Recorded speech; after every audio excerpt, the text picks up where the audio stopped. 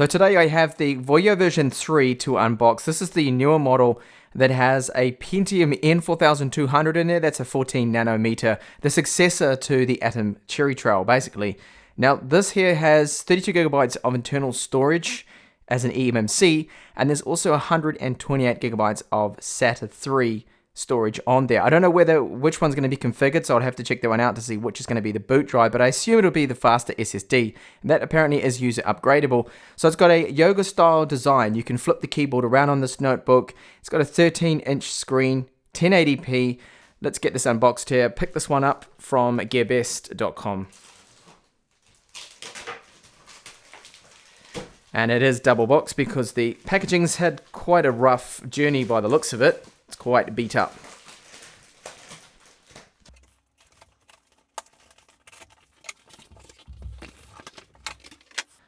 Okay, so quite a heavy box here. Now, this one I've actually looked at before. I've seen the Atom version and also the Core version, and I did have some quality issues with this. Powering external hard drives, problems with the keyboard, and a high-pitched noise on the Atom version that came from the screen. Hopefully, all of that has been fixed now with the third generation of this model now.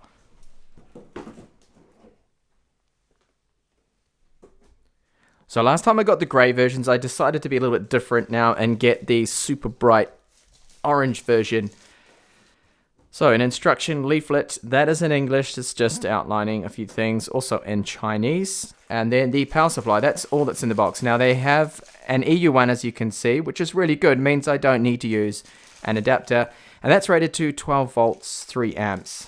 There is nothing else in the box apart from the Stylus, which will be exactly the same as the one that was on the Core model that I tested. Now these styluses are useless, really, I'll be honest. They are useless.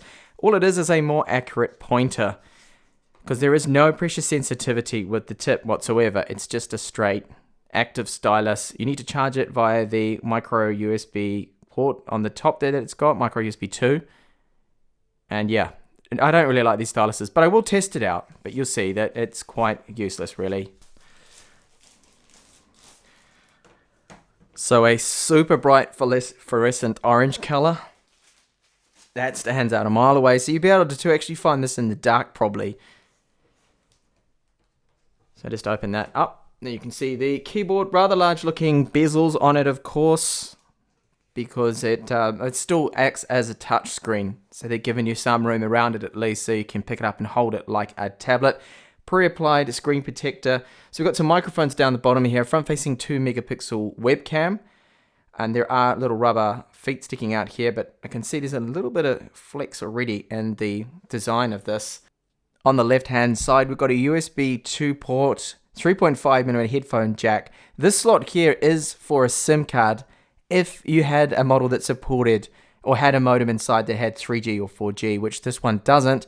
Volume up and down, those buttons are made out of plastic. Power on button and a switch there. This locks out the keyboard and the touchpad when you flip it over and use it as a bulky tablet. Now these buttons, they feel okay for plastic buttons. So here on the right we have the status LED when it's on, that's lit up blue as you can see now. Then next to that is a DC jack in for charging, the USB 3 port, micro HDMI out, and then our micro SD card reader. You can see the quality of the keyboard I had complaints with on the Core version, that I found that it just wasn't really that good, and I can see the same kind of thing is happening here. It's not the best. You see there's a little bit of flex there, but have a look at the N key there. You see what I mean? It's not actually sitting level. It's at a little bit of an angle there. So not the greatest keyboard. I was kind of expecting this, but I'd hoped that Voyo would have improved the quality a little bit, but it seems they haven't. Now that touchpad does seem okay, good enough accuracy. Double tap, right click. There are left and right mouse buttons in there, although they don't feel that good. They have quite a clicky noise to them. So since it is a yoga book here, the whole thing can flip around. These hinges here are metal, and I'll just show you. So you can put it in like a tent mode here, like that, if you wanted to. The screen will auto-rotate, flip around.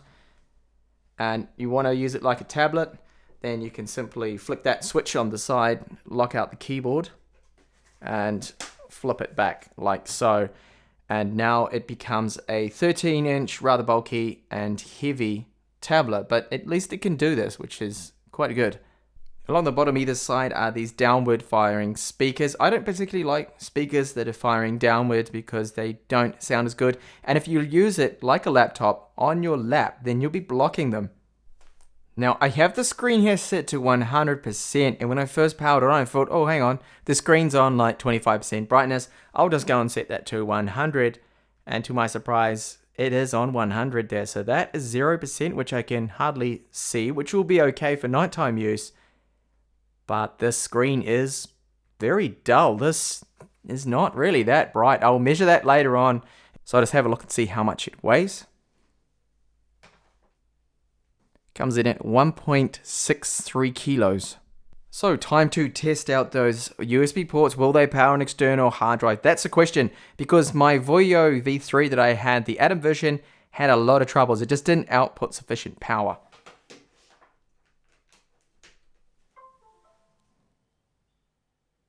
So the USB 2 port is looking good. That works. And the USB 3 port will also power my external hard drive at USB 3 speeds. So that is good that they have fixed this problem that I had on the Atom model.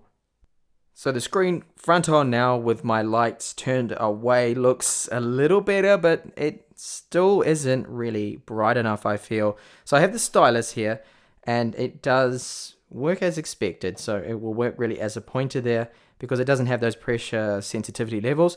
And the distance it's detected away from the screen for palm rejection is virtually nothing. You have to really have the stylus tip touching before touch will be disabled there. So I just wanted to have a look at the free available space we have and how they have configured things here.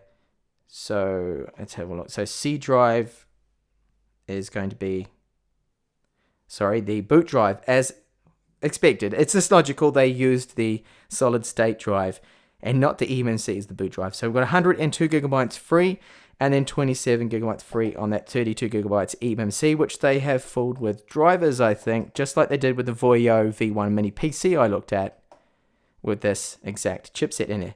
So they put all the drivers on there for you if you did want to go along and upgrade that drive, which apparently is user upgradable. So Windows has 4 gigabytes installed, but we've only got 3.84 gigabytes usable. So they have dedicated some of that to the GPU. Now have a look also under Device Manager at what chips they've got on there for wireless. And the brand will no doubt probably be, it is 4C, 128 gigabyte SSD, and then a Samsung eMMC. Now touch accuracy using my finger here, that seems perfectly fine. Don't have any issues with that.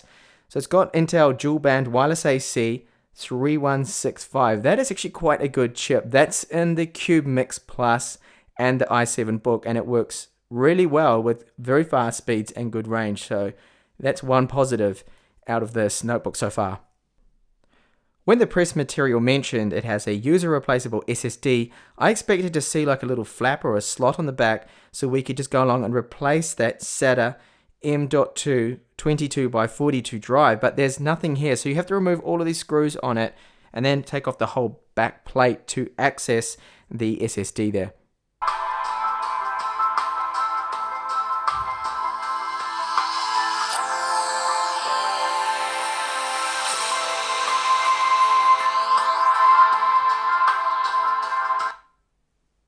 Alright, those speakers have some volume to them. They actually sound a lot better than most tablets and cheaper notebooks I have tested. There's a little bit of vibration from the chassis and everything like that. The plastic build of it is vibrating at 100% volume there. So the performance of it here in my initial testing seems a lot better than the typical Atom Z8300s that I tested just way too many of. This thing feels a lot snappier. Now, it's not going to have that eMMC bottleneck because the operating system's running off an SSD. I will, of course, check out the speeds of that in my full review. But so far, the speed of it, snappiness, seems good. Now, this chipset I have tested out in the mini PC, the Voyo V1, that had it fan in there and got up to 80 degrees. So I'm very, very interested, which is mostly why I got this model, to see how well an N4200 will handle in a passively cooled solution here. So there's no fan, Be interesting to see if it's going to thermal throttle or not, but I will check that out in detail in my full review. Once I connected up to the internet, Windows had no trouble activating there, so it's got a legitimate key on there, which is good. Okay, so the screen brightness was bugging me a little. I disabled the Intel power saving options, which helped increase it, I think, a little. Now I've just measured it. It's 180 lux, which I find to be, I mean, it's adequate for indoor use, but it's still too dull. I like around 250 at least. Means you can use it in really brightly lit environments. You can't use it outdoors because the screens are still really reflective, but every little bit of brightness I feel helps. And having only 180, I find that I'll probably be using the brightness around 80% at least most of the time for indoor use. So it's just bright enough. Well, it's bright enough for indoor use only, really. That's it. Okay, so that's my unboxing there, and my first impressions, well, the keyboard feels a little bit cheap. Typing on it, I mean, I just typed out a few things now. It's not the greatest feeling keyboard because the keys just they don't have the greatest feedback to them. Now, the screen that I've gone over a couple of times already mentioned that it's now only about 180 lux is the maximum, which I find to be just a little bit too dull there. I really wish it was a lot brighter there. Now, the SSD performance and the performance of it in general seems good. It seems quick and snappy, but I'm going to have to go into further detail in my full review. Check out gaming performance, video performance, 4K streaming, the wireless, battery life as well. It does have a large 12,000 milliamp hour battery, which hopefully will be good for at least 6 to 7 hours there. And my Geekbench 4 benchmark has just finished here. So you see the multi-core score there and a single core score aren't too bad for this chipset. So it's a definite step up over the Atoms, but still not quite a Core M3 performance there. So I'll be back later in the full review. So if you're interested in that, make sure you subscribe and hopefully I will catch you back in the review. Bye for now.